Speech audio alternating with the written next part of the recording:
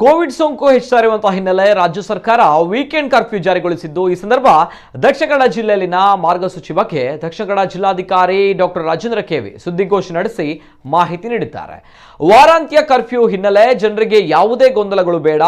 ಈ ವಾರದ ವೀಕೆಂಡ್ನಲ್ಲಿ ಹೊರಾಂಗಣದಲ್ಲಿ 200 ಜನರಿಗೆ ಮತ್ತು ಒಳಾಂಗಣ 100 ಜನರಿಗೆ ಸೀಮಿತಗೊಳಿಸಿ ಮದುವೆ, ಯಕ್ಷಗಾನ ಸೇರಿದಂತೆ ಪೂರ್ವ ನಿಗದಿತ ಕಾರ್ಯಕ್ರಮಗಳನ್ನು ನಡೆಸಲು ಅವಕಾಶವಿರಲಿದೆ ಎಂದಿದ್ದಾರೆ. ಆದರೆ ಮುಂದಿನ ವಾರದಿಂದ ಕರ್ಫ್ಯೂ ಮುಂದುವರೆದರೆ ಎಲ್ಲಾ ಕಾರ್ಯಕ್ರಮಗಳನ್ನು ರದ್ದುಪಡಿಸಲಾಗುವುದು. ಸುಬ್ರಹ್ಮಣ್ಯ, ಕಟೀಲು, ಧರ್ಮಸ್ಥಳ ಕ್ಷೇತ್ರ ಸೇರಿದಂತೆ ಎಲ್ಲಾ ದೇವಾಲಯ, ಚರ್ಚ್, ಮಸೀದಿಗಳಲ್ಲಿ ವೀಕೆಂಡ್ ಕರ್ಫ್ಯೂನಲ್ಲಿ ಭಕ್ತರ ಪ್ರವೇಶವನ್ನ ನಿರ್ಬಂಧಿಸಲಾಗಿದೆ. ಕಂಬಳ, ಧರ್ಮನೇಮ, ಬ್ರಹ್ಮಕಲಶೋತ್ಸವ ಸೇರಿದಂತೆ ಸಾಂಪ್ರದಾಯಿಕ ಕಾರ್ಯಕ್ರಮಗಳನ್ನು ಕೂಡ ಮುಂದೂಡುವಂತೆ ಸೂಚಿಸಲಾಗಿದೆ. ನಿಗದಿತ ಸಮಯದಲ್ಲೇ ಮಾಡಬೇಕಾದ ಕೆಲವೊಂದು ಸಾಂಪ್ರದಾಯಿಕ ಕಾರ್ಯಕ್ರಮಗಳಿದ್ದಲ್ಲಿ ಅವುಗಳನ್ನ 200 ಮಂದಿಗೆ ಸೀಮಿತಗೊಳಿಸಿ ನಡೆಸಬಹುದಾಗಿದೆ ಎಂದು ದಕ್ಷಿಣ ಕನ್ನಡ ಜಿಲ್ಲಾಧಿಕಾರಿ ಸ್ಪಷ್ಟಪಡಿಸಿದ್ದಾರೆ. ಜೊತೆಯಲ್ಲೇ ಜಿಲ್ಲೆಯಲ್ಲಿ ಮುಂದಿನ ದಿನಗಳಲ್ಲಿ ಕೈಗೊಳ್ಳಬೇಕಾಗಿರುವಂತಹ ಕ್ರಮಗಳ ಕುರಿತಂತೆ ವೈದ್ಯಕೀಯ ಪರಿಣಿತರು, ಮಾಲ್, ಬಸ್, ಹೋಟೆಲ್, ರೆಸ್ಟೋರೆಂಟ್ ಮಾಲಕರ ಜೊತೆ ಚರ್ಚಿಸಲಾಗುವುದು ಎಂದು ಜಿಲ್ಲಾಧಿಕಾರಿ ತಿಳಿಸಿದರು. ಜಿಲ್ಲೆಯಲ್ಲಿ ಈ ಹಿಂದೆ ಸಕ್ರಿಯವಾಗಿದ್ದ Covid care centre, Covid control ರೂಮ್ಗಳನ್ನು ಹಾಗೂ ಕೋವಿಡ್ ಸಂದರ್ಭ ರಚಿಸಲಾದ ಸುರಕ್ಷಾ ತಂಡಗಳನ್ನು ಸಕ್ರಿಯಗೊಳಿಸಲಾಗುತ್ತಿದೆ. ವೀಕೆಂಡ್ ಕರ್ಫ್ಯೂ ಸಂದರ್ಭ ಶಾಲೆ, ಕಾಲೇಜುಗಳು ಬಂದ್ ಆಗಿರಲಿವೆ. ಜೊತೆಗೆ ಪೂರ್ವ ನಿಗದಿತ ಪರೀಕ್ಷೆಗಳಿದ್ದಲ್ಲಿ ನಡೆಸಬಹುದಾಗಿದೆ.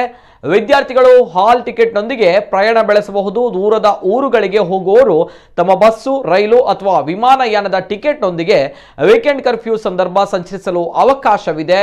ದಿನಸಿ, ಹಾಲು, ಔಷಧಿ ಅಂಗಡಿಗಳು ವೀಕೆಂಡ್ ಕರ್ಫ್ಯೂ ಸಂದರ್ಭ ತೆರೆದಿರ್ತವೆ ಎಂದು ತಿಳಿಸಿದರು.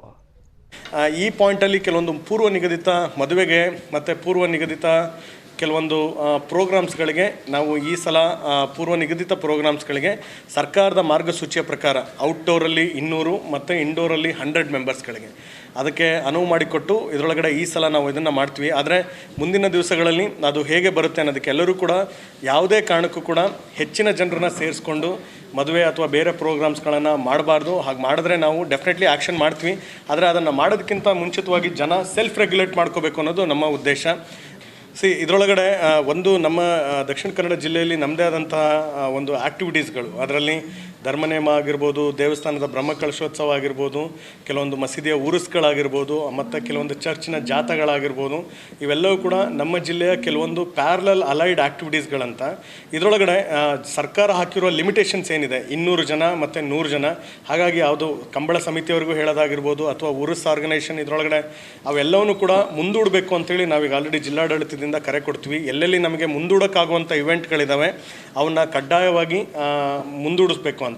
ಇಲ್ಲ ಆಸ್ಪಿಸಿಯಸ್ ಡೇ ಇದೆ, ಅವತ್ತಿನ ದಿವಸನೇ ಮಾಡಬೇಕಾಗಿರುವಂಥ ಕೆಲವೊಂದು ಸಂಪ್ರದಾಯಗಳಿದ್ದರೆ ಸರ್ಕಾರ ವಿಧಿಸಿರುವಂಥ ರಿಸ್ಟ್ರಿಕ್ಷನ್ಸ್ ಏನಿದೆ 200 ಮೆಂಬರ್ಸ್ ಒಳಗಡೆ ಔಟ್ಡೋರಲ್ಲಿ, ಇಂಡೋರಲ್ಲಾದರೆ 100 ಅದನ್ನು ಮಾಡಬೇಕು ಅಂತ. ಯಾಕೆಂದರೆ ಅಲ್ಲಿ ಹೋಗಿ ಜಿಲ್ಲಾಡಳಿತದ ಅಧಿಕಾರಿಗಳಿಂದ ಕೇಸ್ ಬುಕ್ ಮಾಡಿಸೋದು ಇದು ಯಾವುದೂ ಕೂಡ ಒಳ್ಳೆ ರೀತಿಯಾದಂತಹ ಒಂದು ಮೆಥಡ್ ಅಲ್ಲ. ಹಾಗಾಗಿ ಅವರೇ ಎಲ್ಲರೂ ಕೂಡ ಜಿಲ್ಲಾಡಳಿತಕ್ಕೆ ಬರೀ ಅಧಿಕಾರಿಗಳು ಮಾತ್ರ ಕಂಟ್ರೋಲ್ ಮಾಡೋದಲ್ಲ, ಇವರೆಲ್ಲರೂ ಕೂಡ ಇದರೊಳಗಡೆ ಸಹಾಯ ಮಾಡಬೇಕು ಅನ್ನೋಂಥ ಕರೆಯನ್ನು ಜಿಲ್ಲಾಡಳಿತದ ಮುಖಾಂತರ ಅವ್ರಿಗೆಲ್ಲರಿಗೂ ಕೊಡ್ತೇವೆ ನಾವು. ಎಲ್ಲ ಇದರೊಳಗಡೆ ನೋಡಿ, ಇದರಲ್ಲಿ shops dealing with food, groceries, fruits, vegetables, meat, fish, dairy, milk booths, animal fodder shall be allowed to function even on weekend curfew. ಅಂದರೆ ಇದರ ಉದ್ದೇಶ ಏನು ಅಂದರೆ ಮನೆ ಹತ್ತಿರದಲ್ಲಿರೋರಿಗೆ ಸಹಾಯ ಆಗೋ ಹಾಗೆ, ನಾನು ಇಲ್ಲಿಂದ ತೊಗೊಂಡು ಬೇರೆ ಬೇರೆ ಕಡೆ ಕ್ರಾಸ್ ಏರಿಯಾ ಮೂವ್ಮೆಂಟನ್ನು ಮಾಡೋದಕ್ಕೆ ಅಲ್ಲ, ಬರೀ ಅವರವರ ಮನೆ ಹತ್ತಿರ ಇರೋದಕ್ಕೆ ಸಹಾಯ ಮಾಡೋದಕ್ಕೆ.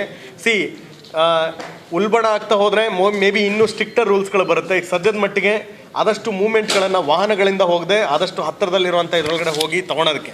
ಭಾಳಷ್ಟು ಜನ ಅದನ್ನು ಹೇಳ್ತಾರೆ, ಭಾಳ ನಮ್ಮಲ್ಲಿ ದೂರದ ಮನೆಗಳು ಅನ್ನೋದಕ್ಕೆ. ಹಾಗಾಗಿ ಅಂಗಡಿಗಳನ್ನು ಓಪನ್ ಇಡೋದಕ್ಕೆ ಪೂರ್ತಿ ದಿವಸ ಇದರೊಳಗಡೆ ಇದೆ, ಅನವಶ್ಯಕವಾಗಿ ಮೂವ್ಮೆಂಟ್ ಹೋಗದೇ ಇರೋ ಹಾಗೆ ನೋಡ್ಕೋಬೇಕು.